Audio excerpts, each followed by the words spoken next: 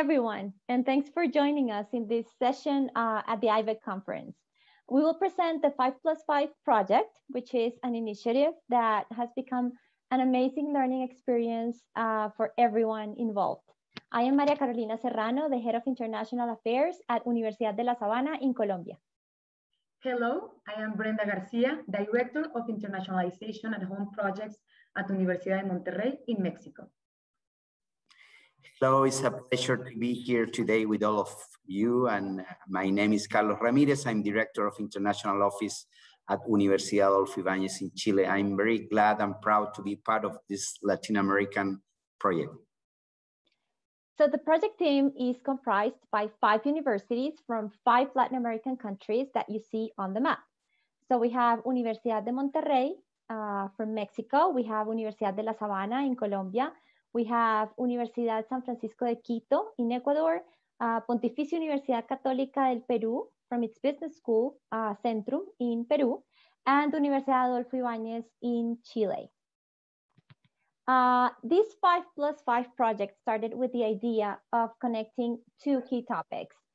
On the one hand, we had internationalization at home, something that maybe most of us are very familiar with, a powerful strategy to provide international experiences for everyone without the need of going abroad. So the main purpose was to develop intercultural and international competencies to become global citizens, aware of their role as part of the solution of the world's biggest challenges. Now, if you add to that the COVID-19 pandemic, which forced higher education institutions to try and introduce technology-based methodologies to keep the connections, the interactions with the world, and to keep students globally engaged, that's one of the contexts that we had. And that's where COIL comes in. So for those of you who are not familiar with COIL, the name stands for Collaborative Online Intercultural and International Learning, and it seeks to connect students and professors in different countries for collaborative projects and discussions across time zones, language differences, and geographical distance using online tools. The experience is embedded as part of the course, and professors partner to design the experience, and students partner to complete the activities that are designed. And it can be applied for any discipline and at any level of study. So we had internationalization at home with COIL as a powerful methodology for international interaction. And on the other hand, we had the SDGs, global challenges that need global perspectives, with higher education institutions committed to have an active role in their solution. So if you combine both, you have a great scenario to develop a sense of responsibility and awareness in students and faculty about the SDGs through real international interaction, which increases the chances of expanding students' perspectives and, well, hopefully, helping them to become better world citizens. And that's the 5+5 project, an initiative for co-constructing COIL experiences with an interdisciplinary focus around 5 SDGs for now. Brenda? Thank you, Maria Carolina. In order to follow up with the plan, we based our planning process in the internationalization cycle from Hans De Wit and Jane Knight. The internationalization cycle comprises 6 steps in order to follow up an internationalization plan. So this internationalization cycle could be applied at a macro level, but we decided to apply at a micro level for this COIL project 5+5. So in this presentation, we will take you through this journey, follow up each step of the internationalization cycle in order to show you how we build up the 5+5 project. The first step of the internationalization cycle applied to the 5+5 project was the awareness phase. We want to create awareness among the entire student and academics and faculty and leaders of each institution that participated in the project. First of all, we want to show how COIL, Collaborative Online International Learning, it's an excellent tool to internationalize at home. Then we also want to include the Sustainable Development Goals in order to follow that path by UNESCO, combining COIL as the tool to do it. We wanted to create and generate an academic community approach to the environment. We want to connect the environmental challenges among students and academics. And by doing that, we would like to contribute to generate territorial impact through international network. We wanted to create a network of academics among Latin America with shared purposes, talking about the Sustainable Development Goals. And we also want to create awareness about different universities in Latin America around the world to promote Sustainable Development Goals through COIL.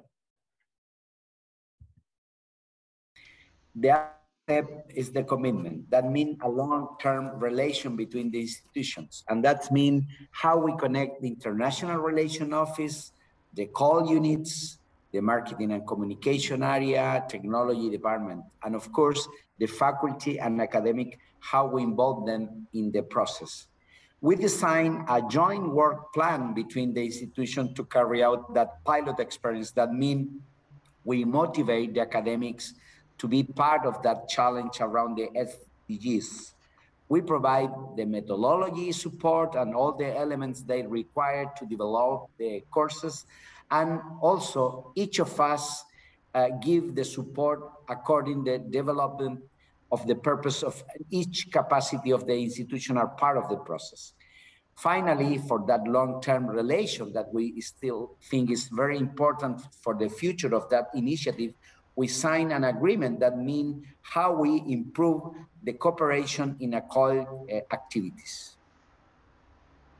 The institution we are part of that project selected 5 SDGs areas where we discuss and connect and compare the vision of the academic and the student from different point of view, different areas, different cultures to discuss about quality education, gender equality, clean energy, industry and innovation, and smart and sustainable cities.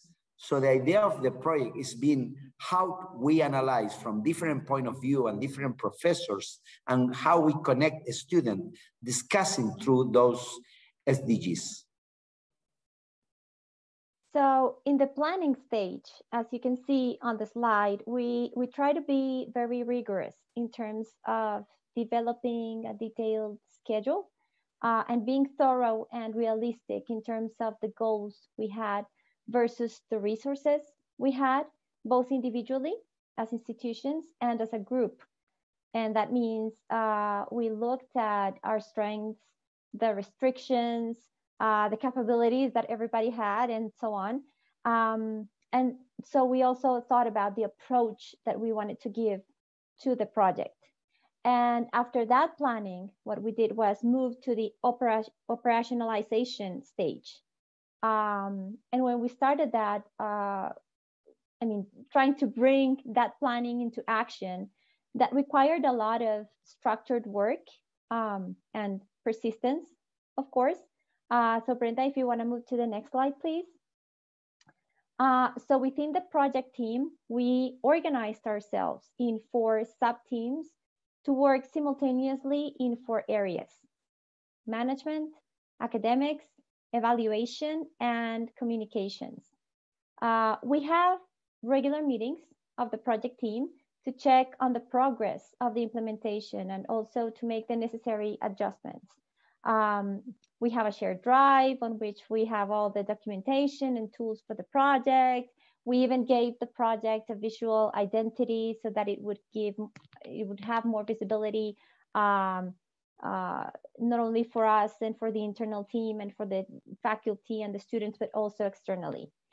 After deciding on the focus SDGs, we opened institutional calls to search for faculty who would be interested in participating in the project and whose classes were aligned with the selected SDGs.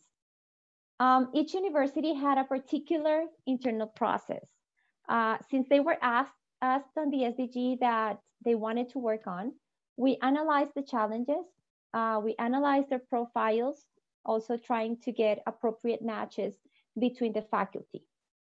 This was a challenge, of course, as we received applications from faculty from different disciplines, from different courses, from different levels of study, but also made this experience more interesting, and it also facilitated a lot of interdisciplinarity, which was also very enriching for faculty and, of course, for the students as well. So the result was we had 14 pairs or matches, each one of them connected to at least one SDG. We then arranged the pairs under their corresponding SDG so that we would have some kind of SDG cluster, if you may. It would make it easier for follow-up. So yeah, each university staff from the project team was assigned to one SDG, and it was our job to facilitate the connection between faculty under the corresponding SDGs, do the follow-up, answer their questions regarding the project, and so on. We launched the project in May through an online 2-session kickoff on which we introduced the project to the participating faculty, and we also offered a training on COIL so that everyone would get acquainted with each other and, of course, with the methodology as well. This kickoff allowed us to get a feeling of faculty and the challenges that may arise in the future, such as schedules, difference in topic, approaches, and so on. And well, then the magic began. Each pair started to arrange meetings, some of them on their own, some of them needed our help. They started getting to know each other. They started exploring possible ways of developing the COIL. And of course, challenges kept coming. So as the new academic period came closer, some of the initial courses that our professors selected for the COIL changed focus, or some of them were canceled. Some professors changed positions or left their university. So we had to act quickly and together, of course, to solve those issues. And one of the things that was very important for us was to always keep in mind that our priority was having faculty feel comfortable and committed to the project, that they wouldn't lose the illusion and the eagerness to work on the project. So even though the initial plan was to have the COIL projects implemented, all of them in the fall in 2021, within those conversations between professors, some pairs decided to take some more time to prepare the project, and they postponed the implementation for the COIL for spring to 2022. I think four projects have been implemented so far. Some of them more of them will be implemented by the end of the year. But like I said, almost half of them will be implemented on the spring 2022. So Brenda, back to you. Thank you, Maria Carolina. At this moment, we have shared with you some of the phases or the steps of the internationalization cycle.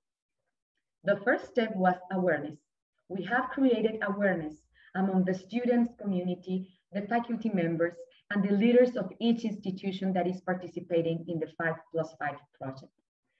The second step was commitment, and Carlos already talked to you about that commitment that each institution provided in order to follow up with the 5+5 project. Then the third step was the planning phase, and Maria Carolina explained you all of the details of the planning phase, and later on the operationalization phase in all of these encounters and new challenges that we had to face to follow up with the 5+5 project.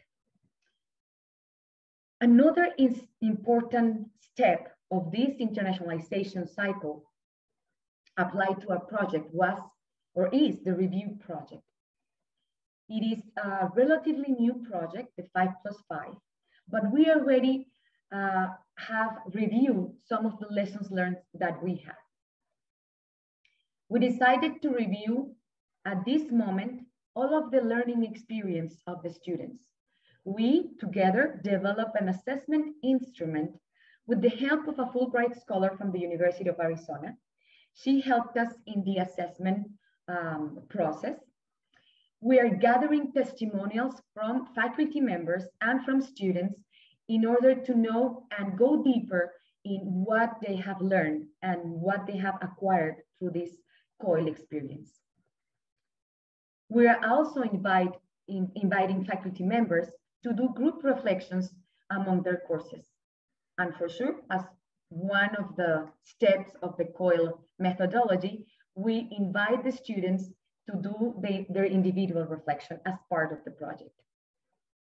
But we also wanted to review the project experience itself. We learn and we are making adjustment in the selection process.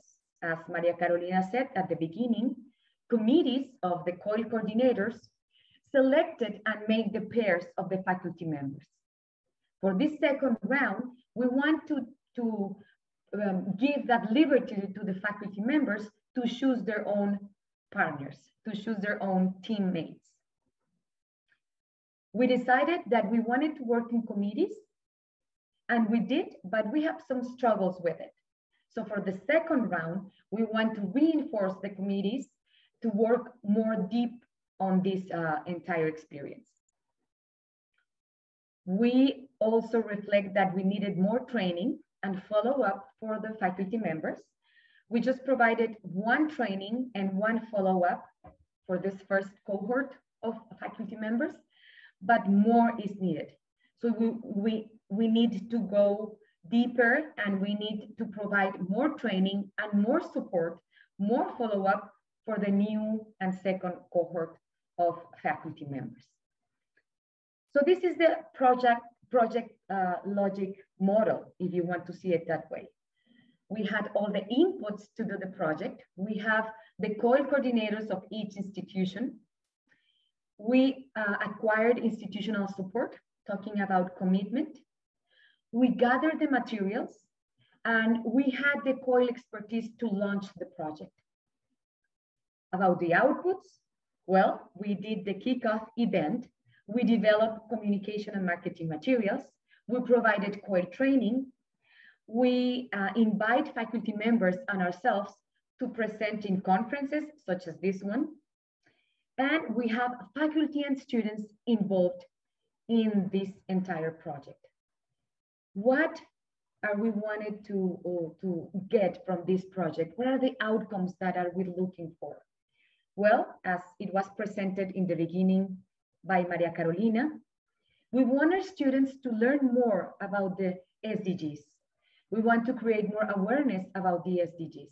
Not all of the institutions are aware about the importance of developing the SDGs for students and for the community. And we want to do this and accomplish this through the COIL methodology. That's why we believe it's a great combination. We also want another outcome that we want to accomplish through this 5+5 COIL project is the development of intercultural competences as a major goal for the COIL methodology. We want to develop intercultural competences not only in students, but also among faculty members.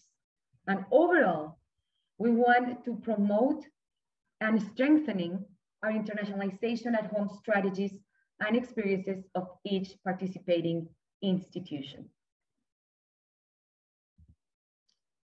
Most of you must ask about the assessment instrument that was developed among us. Well, in this instrument, we gather personal data of the participants, faculty members, as well as students. We ask them about which communication tools they used in order to fulfill the COIL project. Then we develop a series of questions with a Likert scale about the impact of the COIL project in their learning experience. What they have learned about the SDGs in their learning experience. We also want to analyze the SDGs learning experience from various perspectives and cultural contexts, since there are several countries involved. We ask them if they have prior knowledge about SDGs. We ask them what were the major challenges of the COIL project, what challenges they encounter working with international peers. We also want to know what's their overall learning in the entire experience, COIL experience and SDGs topic. And as a general question, their overall satisfaction with the international collaboration. As you may know already, the project is very new. There's only 4 institutions participating, so we do not have enough data to share with you, but we truly hope that in the next year, in the second and the next IVEC conference, we will be able to share with you further data on this analysis. What we have for you today to share are some of the testimonials from faculty members and students from different institutions. I'm not gonna read them all, but I'm gonna give you a few minutes to read them by yourself to see that this project was a very good learning experience, positive experience for all of them. I could read just the highlighted in pink. So Andres Salas says that it's a positive learning experience for everyone, not only students, but also faculty members. Lourdes from Peru, she also states that these experiences generate further networks, international relations, intercultural encounters.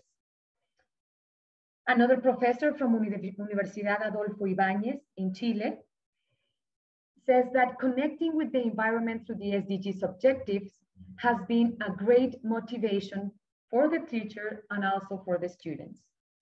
And one of the students from Centrum in PUC, Peru, said that it was a great challenge to share new experiences with colleges and students around different countries in Latin America. So we want to gather more testimonials and analyze them to make general conclusions about the learning experience of the students and also from the faculty members. So the other step of our project is reinforcement. That means how we make the visible contribution of each academic in the project and at the university. Also to generate networking opportunities for new interests of academic. Actually, we are planning a new meeting in November to plan new generation of academic will be part of that process. In that way, we wanted to present success histories and disclosing learning of the academic already are participating in this project and presenting the experience in internal and external instances like that one. Finally, we will planning a award ceremony where we recognize the faculty and students are being participating in the project, and also, as I mentioned, a networking activity to create a new generation of academic will be part of the new step of this project.